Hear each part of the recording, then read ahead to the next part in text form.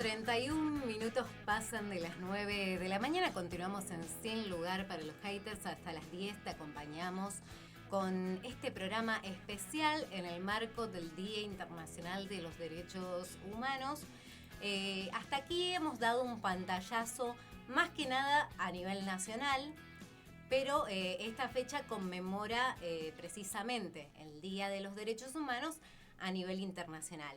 Y es por eso que hoy tenemos el placer, el honor de una comunicación internacional, porque como decíamos, el avasallamiento de los derechos humanos se ha dado a nivel internacional a lo largo de estos años. Precisamente dábamos cuenta de que la Declaración Universal de los Derechos Humanos fue luego de la Segunda Guerra Mundial, con esos crímenes atroces que se cometieron, con lo que significó el Holocausto. Y ahora vamos a hablar particularmente del País Vasco, porque estamos a 50 años de la muerte del dictador Franco y se están por cumplir el año próximo 50 años de los hechos que pasarían a la historia como la masacre de Vitoria-Gasteiz en la región del País Vasco.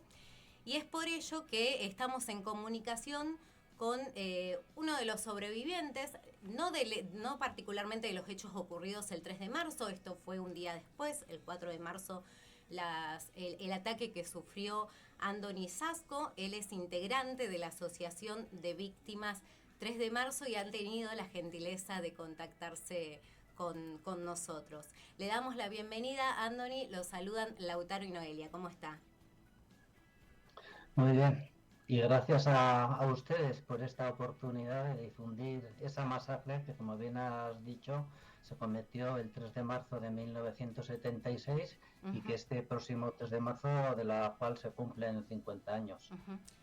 Una masacre que todavía no tiene responsables juzgados.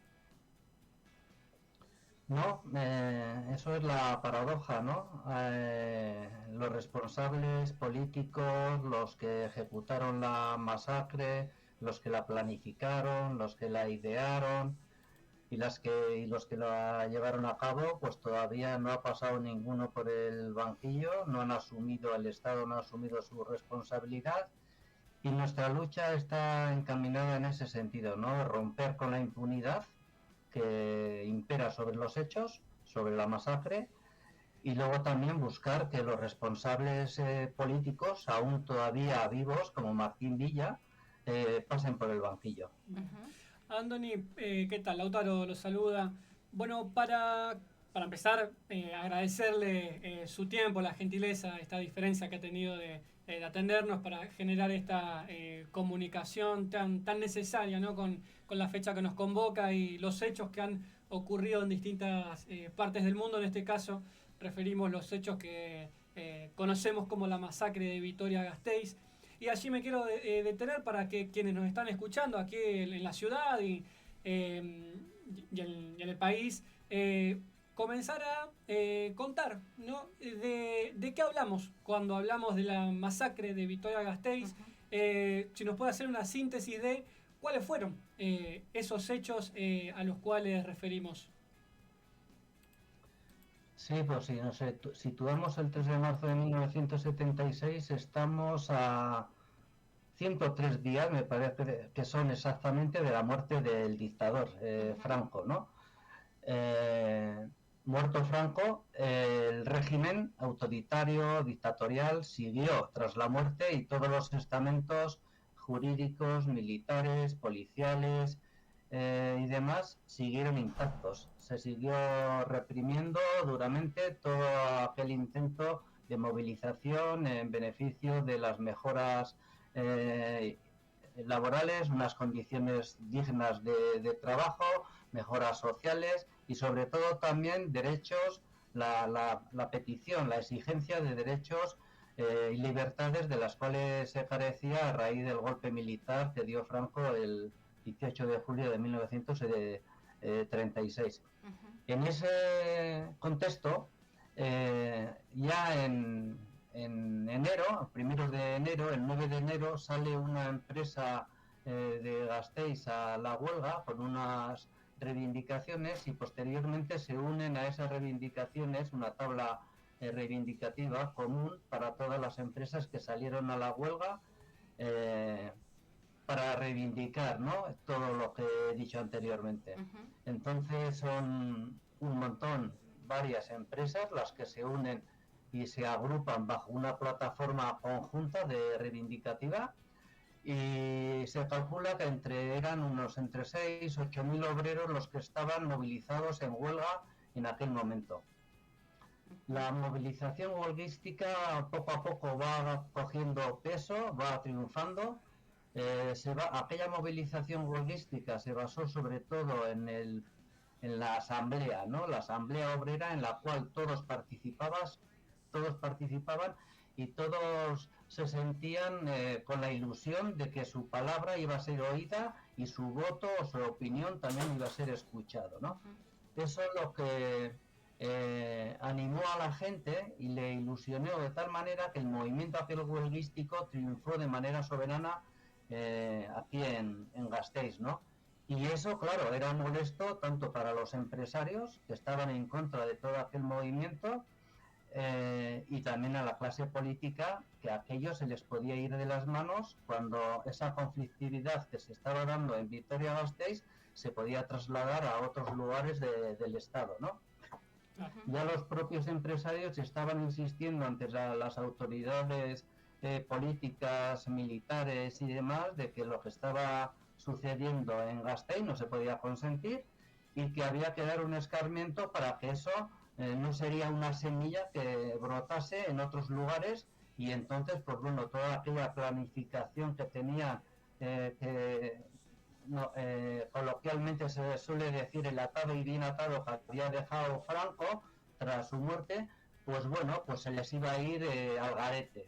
Entonces, pues bueno, y eso es lo que ocurrió, ¿no? Después de 2 meses largos de huelgas, de movilizaciones, de detenciones, de despedidos, de cierre de las empresas, porque al principio se utilizaban las empresas para hacer las asambleas, servían de escuela de formación esas propias empresas, porque hay que recordar también que el movimiento obrero en Gasteiz era muy novel, muy novato, ¿no? Era gente que había venido de otros lugares del Estado español, campesinos fundamentalmente, y del propio territorio de la provincia de Álava, pues habían venido a la capital a trabajar en la industria, o sea que no tenían una experiencia de lucha y de confrontación en los conflictos laborales.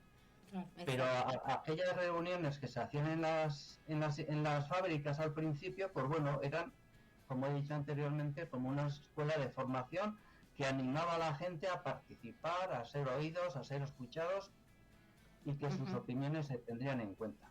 Exacto. Entonces todo eso molestó de manera tremenda a la clase empresarial, a la clase política, y el 3 de marzo concluyó como concluyó, ¿no?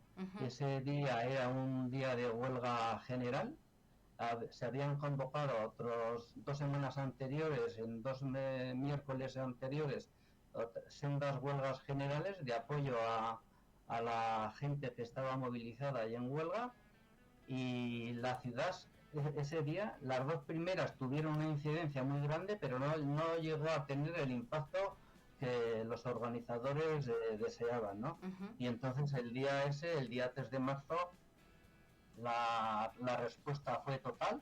La gente que estaba en huelga, lógicamente, siguió en huelga. La gente que no estábamos en huelga salimos solidariamente, como lo hacíamos en todos los llamamientos a la huelga de apoyo y solidaridad.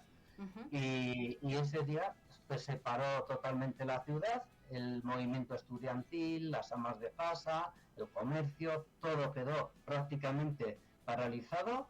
Y entonces, pues bueno, desde la mañana esa respuesta fue masiva, pero nos dimos cuenta también que el aparato represivo también se había movilizado tremendamente, y todas las columnas que desde los barrios, desde los polígonos industriales, partían con pretensión de llegar al centro de la ciudad y escenificar allí el movimiento huelguístico que se estaba llevando a cabo y pedir la solidaridad y el apoyo de la ciudadanía, pues eso fue reprimido duramente desde el principio de las marchas.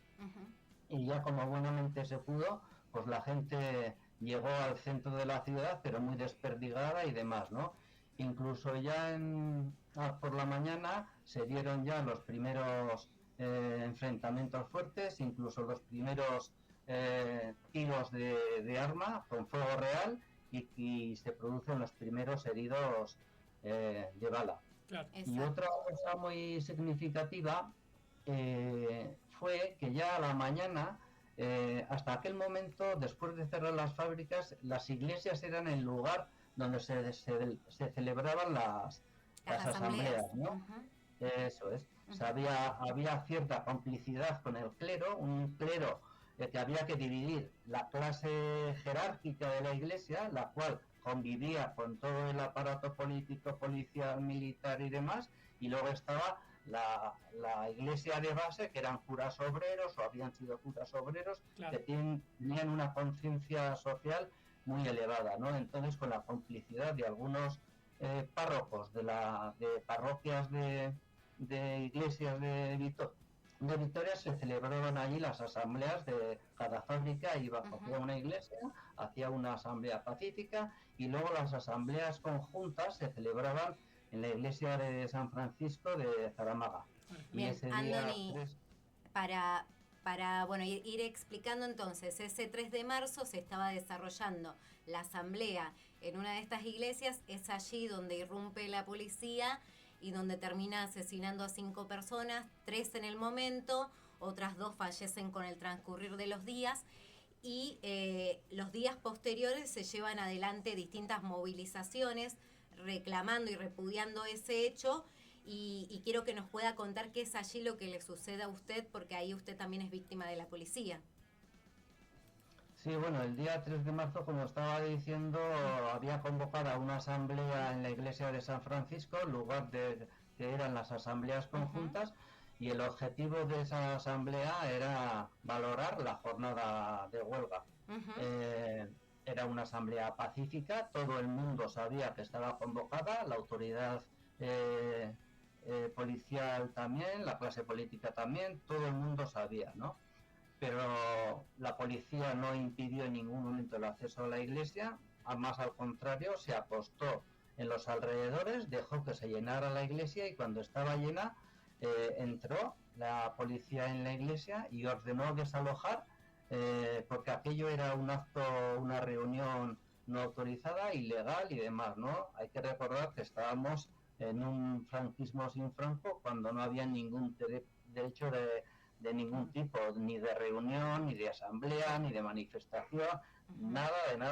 Entonces, claro, no se te ocurría pedir un permiso cuando no estaba ya por ley prohibido, ¿no?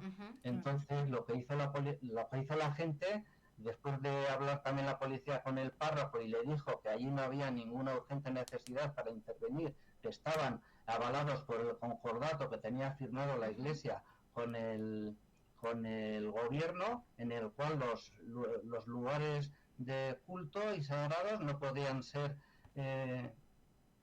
no podían ser intervenidos si no habría una urgente necesidad. El párroco lo que les trasladó fue que no había ninguna urgente necesidad, que era una asamblea pacífica y que no iban a salir sabiendo lo que había afuera, ¿no? Claro. Entonces, pues bueno, la policía lo que hizo fue gasear la iglesia, la llenó de gases lacrimógenos, botes de humo, y aquello se convirtió en un infierno, ¿no? Era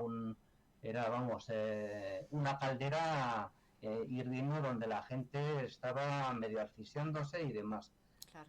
Rompieron las ventanas para poder respirar, pero se vieron que fuera estaba la policía apostada en todas ellas, y con amenazantes, con las metralletas, con las porras y demás, ¿no? La poca gente que empezó a salir por las ventanas eran aporreados y sufrían grandes palizas. Al salir, pues bueno, la policía, la gente que estaba afuera, que se dio cuenta de lo que estaba sucediendo dentro, pues lo que hizo fue dirigirse a la policía lanzándoles objetos, insultándoles. La intención era dejar libre la salida para que podrían escapar la gente que estaba allí congregada y que se estaban asfixiando. Entonces la policía lo que hizo fue disparar directamente tanto a los que salían como a los que estaban fuera, y como bien has dicho, pues en un primer momento caen asesinados 3 personas, 2 lo harían a consecuencia de las heridas antes de finalizar ese día, y luego 3 en el momento eso y otros 2 en días posteriores a consecuencia de las heridas. Claro. Y luego todas las manifestaciones solidarias que se produjeron posteriormente en el Estado español en protesta por la masacre de Gasteiz, pues fueron también reprimidas duramente y se cometieron otros 2 asesinatos, uno en Tarragona, Juan Gabriel Rodrigo, y otro en Basauri, en una huelga que se había convocado aquí en Euskal Herria, en el País Vasco, en protesta por la masacre, ¿no? Vicente Antón Ferrero es asesinado en Basauri. Y como bien ha dicho también, pues todos los demás días se crea como un estado de excepción donde la gente no puede circular libremente, no permitían más de 2 personas circular por la calle, y nosotros, yo con otros 3 compañeros, íbamos paseando al día siguiente por el lugar de los hechos donde se había producido la masacre. Hay que decir que era un paisaje desolador. La gente, cuando se enteró de que habían asesinado a obreros, pues la rabia, la impotencia se apoderó de ellos, y el destrozo de mobiliario, de coches cruzados, camiones cruzados, de todo tipo, era evidente, ¿no? Barricadas por todos lados, no se podía circular por Vitoria, ¿no? Y nosotros al día siguiente estábamos, como decía, 4 personas viendo el lugar de la masacre, de los hechos, y estaba totalmente tranquilo, no había nadie en ese espacio, y vimos que venía un autobús de policía con 2 jeeps, y dijimos, bueno, aquí no hay nada, no hay ninguna alteración de orden, ni incidentes, ni nada, pues pasarán de largo. Pero vimos que se bajaban y venían a por nosotros. Nosotros echamos a correr para atrás, pero nos habían pillado con otros 2 o 3 jeeps, nos habían cortado la salida trasera, y entonces, pues bueno, lo que hicimos es correr. Yo ya tenía una lesión en el ojo izquierdo desde la niñez, porque el ojo izquierdo prácticamente no veía nada, y bueno, lo que hice para cubrirme los golpes en los ojos, principalmente en la cara, en la cabeza, lo que hice fue tirarme contra una pared, taparme la cara, y bueno, ahí empezaron a golpearme, pero no paraban, la espalda estaba al día siguiente morada, de todos los colores y demás, y les dije, bueno, yo no he hecho nada, llevarme detenido, haced lo que queráis conmigo, pero no sigáis golpeándome, porque ya tengo un problema visual y me podéis alcanzar y estropearme del todo. Pues yo creo que eso les encendió más todavía, si cabe, y lo que hicieron fue agarrarme de los brazos, me los pusieron en cruz para que no me podría tapar la cabeza, y ya todos los golpes vinieron directamente a la cara, la cabeza, la espalda, y uno de ellos, con tan mala suerte, que entró en el ojo sano, me dejaron mete del golpe tan tremendo que recibí. No tuve en ese momento ningún dolor, yo creo que fue como una especie de anestesia. El único miedo que tenía es que notaba como un lagrimeo y no sabía si eran sangre, si eran lágrimas o qué era, ¿no? Entonces, ellos no contentos todavía, yo les dije, no veo nada, a ver qué hago yo. Tú, cabrón, hijo de puta, comunista, a ver, ven aquí. Me pusieron en las manos unas alambres y yo empecé, dije, tira, cabrón, y yo intuí que estaba retirando un poste de luz o de teléfono de alguna de las barricadas. Entonces, eso me dejaron allí, medio tirado. No veía en ese momento, no veía nada, era una nube blanca y no me podía mover porque no veía nada. Bajaron unos vecinos de un piso que habían visto toda la escena, me subieron al piso, me pusieron hielo, dice, va, esto igual es algo momentáneo, Sí, como cuando te frotas el ojo que se te queda una especie de Sí. nebulosa, ¿no? Al Ujú. principio, luego ya recuperas todo, pero vamos, yo pasaba el tiempo y cada vez, vamos, no veía nada, no mejoraba nada. Entonces, como pudieron, cogieron un coche de un vecino y me Bien, llevaron hasta el hospital de Santiago. claro. Allí me dijeron que la cosa era seria, que no se podía apreciar por toda la inflamación, el edema y todo lo que tenía, pero que ya se Mm, apreciaba que la lesión podía ser muy grave. Allí estuve un mes de reposo y a partir de ese mes ya fue el peregrinar por diferentes hospitales, tanto de Euskal Herria como de Madrid, de Barcelona, de Logroño, de otros lugares del estado, pero en todos los sitios me dijeron lo mismo. Y al final pues estuve con tratamientos en la clínica de Pamplona, en la clínica bien, Ujú. universitaria de Pamplona. Allí me hicieron un montón de operaciones, primero catarata traumática, aunque ya me habían advertido que ese no era el bien. problema principal. Luego tuve problemas de glaucoma, otro Sí, montón de operaciones y demás, y al final eso iba degenerando y optaron, me dijeron, mira, lo poco que vas a ir recuperando, adaptándote a ver por el ojo izquierdo que antes sí, no utilizabas, no lo vas a poder hacer porque por ese ojo te está bien, impidiendo, por esa fotofobia que claro. tienes y demás, te va a impedir ver por ese ojo, Sí, ¿no? Claro. Entonces me dije, sí. lo Anthony, mejor es ver ciudad. sí, Anthony, bueno, para empezar, agradecemos enormemente este tiempo, esta predisposición que ha tenido, lo valoramos muchísimo porque lo que decíamos es imprescindible, necesario continuar conociendo la historia del movimiento de obrero, así como también las distintas violaciones de derechos humanos en partes del mundo. Ujú. Nosotros, bueno, particularmente ya estamos ingresando ya en minutos finales del programa, pero sí queremos que a quienes nos están escuchando desde aquí, desde la ciudad, en la provincia, en el país, para continuar sabiendo, pero también, y también, ¿por qué no? Quien quiera eventualmente contactarse con ustedes, cómo los pueden ubicar y cuál es un poco, ¿no? Esta labor hoy de la Asociación 3 de Marzo.